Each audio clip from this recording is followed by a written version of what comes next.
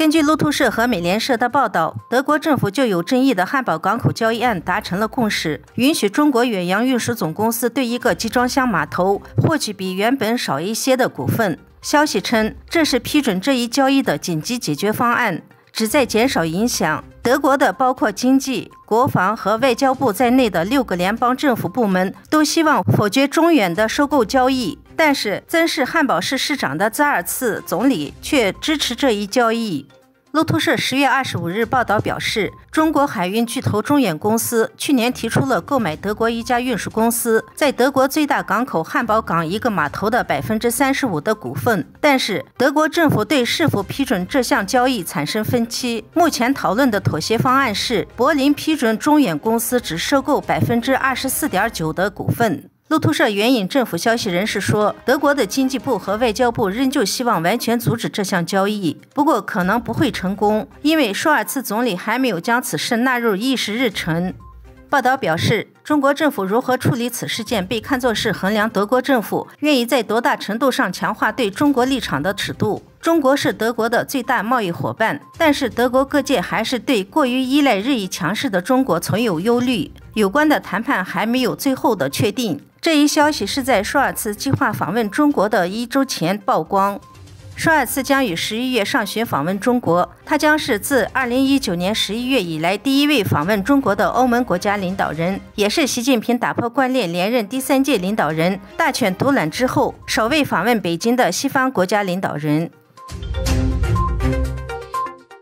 随着主要石油生产国的减产以及液化天然气市场的收紧，国际能源署认为全球陷入了真正的能源危机之中。国际能源署执行董事比罗尔周二表示，乌克兰危机导致了欧洲液化天然气的进口增加，中国对这种燃料的需求也可能回升，这将促使市场收紧，因为明年只有200亿立方米的液化天然气新产能进入市场。石油、天然气和煤炭等能源价格的攀升会加剧通货膨胀，这对应对食品和服务价格上涨的欧洲消费者来说是个打击。不过比洛尔说，尽管多少会受到冲击，如果天气保持温和，欧洲或许可以熬过这个冬天。欧盟领导人25日在柏林举行了峰会，推动重建乌克兰新马歇尔计划。德国总理表示，重建乌克兰的计划如同2战后美国资助欧洲重建马歇尔计划，也将是几代人的任务。根据乌克兰提供的数据，乌克兰战争里，乌克兰今年的 GDP 损失了35%到45%，超过了1/3的能源基础设施被炸毁，修复重建工作将要花费7500亿美元，而世界银行估计的乌克兰重建费用为3490亿美元。乌克兰总统泽连斯基通过视频连线表示，如果能够摆脱俄罗斯的入侵，乌克兰可以成为欧洲的能源安全保障，帮助欧洲替换俄罗斯的能源。